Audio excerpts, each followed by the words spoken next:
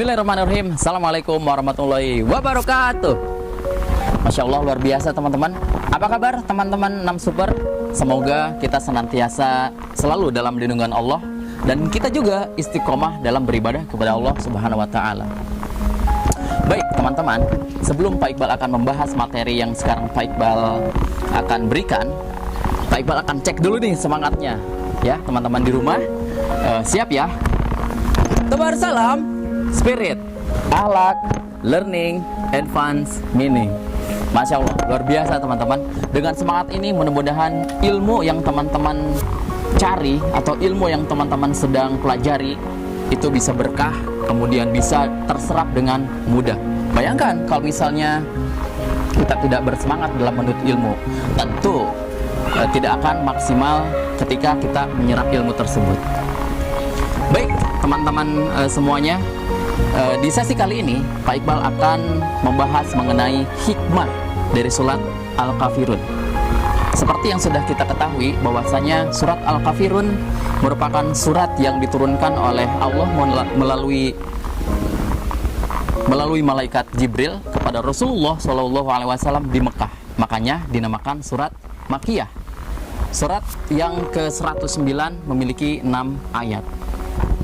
Baik teman-teman, turunnya surat ini ada kisah yang memang bagaimana Allah langsung ya menurunkan surat tersebut kepada Nabi Muhammad melalui malaikat Jibril. Pada suatu ketika ada seorang kafir Al-Mughirah kemudian bertemu dengan Rasulullah SAW. Kemudian dia ingin sekali bernegosiasi dengan Rasulullah SAW. Dikatakan seperti ini, wahai Muhammad, bagaimana kalau misalnya Mekah kita bagi dua?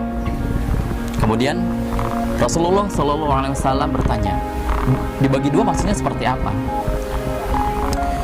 Dibagi dua, hari ini untuk kami, kemudian hari esok untuk engkau dan pengikutmu, dan seterusnya. Maksudnya hari ini kami menyembah apa yang kau sembah, memberikan selamat kepada orang-orang yang menyembah Tuhanmu, kemudian beribadah menurut apa yang Tuhanmu ajarkan, dan esoknya kamu bergantian, kau menyembah apa yang aku sembah, kemudian beribadah sesuai dengan tuntutan apa yang aku sembah. Kemudian seorang kafir tersebut ingin berdiskusi kembali, mengajukan pertanyaan kembali. Kalau misalnya tidak mau satu hari secara bergantian, bagaimana kalau misalnya engkau menyembah Tuhan kami satu hari saja dan aku menyembah Tuhan selama 1 minggu? Kemudian Rasulullah SAW merespon kembali, oh tidak mungkin, ini tidak bisa. Penawaran lagi dilakukan.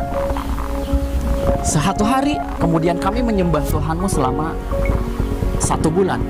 Rasulullah tetap kuat pendirian, tidak mungkin, ini tidak bisa, saya tidak akan melakukan itu. Baik, kalau misalnya 1 bulan tidak bisa, bagaimana? Aku menyembah 1 tahun Tuhanmu, kau menyembah 1 hari Tuhan kamu.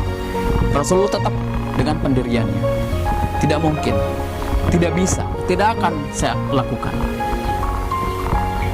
Tetap seorang kafir kemudian tidak hentinya berusaha untuk memberikan ajakan kepada Rasulullah agar Rasulullah SAW kemudian setuju dengan apa yang kemudian dia sampaikan. Bagaimana kalau misalnya saya menyembah Tuhanmu selama-lamanya, kemudian kamu hanya menyembah Tuhan kami hanya 1 hari saja? Rasulullah SAW tetap menolak. Baiklah, kalau begitu kamu hanya menempelkan atau mengusap Tuhan kami saja. Maksud dari kafir tersebut mengusap berhala ya, karena memang orang kafir Quraisy kemudian selalu menyembah berhala. Kemudian Rasulullah tidak usah menyembah, hanya mengusap saja. Kemudian tetap Rasulullah SAW tetap pada pendirian. Dia menolak ajakan seorang kafir tersebut. Bahwasanya surat Al-Kafirun ini merupakan penegasan dari Allah Subhanahu wa Ta'ala untuk umat muslim bagaimana mereka harus teguh menjalankan perintah-perintah Allah dan Rasulullah SAW, kemudian tidak mengikuti ajaran orang-orang kafir. Nah, begitu teman-teman. Kenapa Rasulullah SAW kemudian menolak ajakan seorang kafir tersebut? Karena ini merupakan tipu daya dari orang-orang kafir. Ketika Rasulullah kemudian menyatakan iya, artinya Rasulullah SAW kemudian mengikuti apa yang sudah mereka lakukan. Nah, begitu teman-teman. Oke. Nah, sekarang Pak Iqbal coba mengajak teman-teman untuk sama-sama nih kita membaca surat Al-Kafirun. Oke? Yuk sama-sama ya. Bismillahirrahmanirrahim.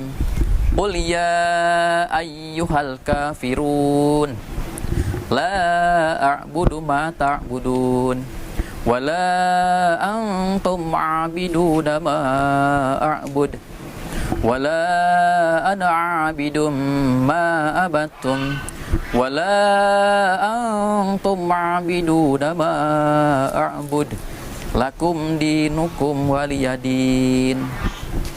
Baik, yang artinya, katakanlah Muhammad, wahai orang-orang kafir, aku tidak akan menyembah apa yang engkau sembah, dan engkau bukan penyembah apa yang aku sembah, dan aku tidak pernah menjadi penyembah yang engkau sembah, dan engkau tidak pernah pula menjadi penyembah apa yang aku sembah. Untukmu agamamu dan untukku agamaku. Masya Allah teman-teman semuanya, luar biasa ya. Surat Al-Kafirun ini menegaskan bahwa kita semuanya harus memiliki jati diri seorang muslim, bahwa kita seorang muslim untuk berpegang teguh kepada Allah Subhanahu wa Ta'ala dan tidak untuk mengikuti apa yang orang-orang kafir lakukan. Sebagai contoh, dalam kehidupan sehari-hari misalnya, dalam pola makan saja ya, dalam pola makan, kita sebagai muslim, kita harus mengetahui makanan apa yang akan kita makan, kehalalannya, baik apa tidak untuk tubuh kita, dan tidak berlebihan. Kemudian dari pola hidup ya, banyak orang-orang kafir kemudian mereka sangat boros, mereka membeli barang-barang yang berlebihan sehingga kebermanfaatannya itu kurang. Kita sebagai seorang muslim sudah diajarkan bahwa kita tidak boleh boros. Kita bisa memanfaatkan barang-barang yang kita punya, kemudian bersedekah dan yang lain. Nah, teman-teman, ini tidak kalah penting juga ya mengenai idola. Ya, Pak Iqbal mengharapkan semuanya mengidolakan Nabi Muhammad SAW. Karena apa teman-teman? Nabi Muhammad sudah dijamin masuk surga. Kemudian orang-orang yang memang beriman kepada Allah Subhanahu wa Ta'ala dan mengikuti apa yang sudah Rasulullah SAW tunjukkan, itu akan mendapatkan syafaatnya. Dan maukah teman-teman berada di surga dengan Rasulullah SAW? Ya, pasti mau ya. Nah, bayangkan kalau misalnya kita mengidolakan artis-artis yang memang jauh dari keislaman misalnya, membuku aura, terus bergaya hidupnya gaya hidup orang-orang kafir. Yang jadi pertanyaan, itu bisa tidak membawa kita ke surganya Allah Subhanahu wa Ta'ala?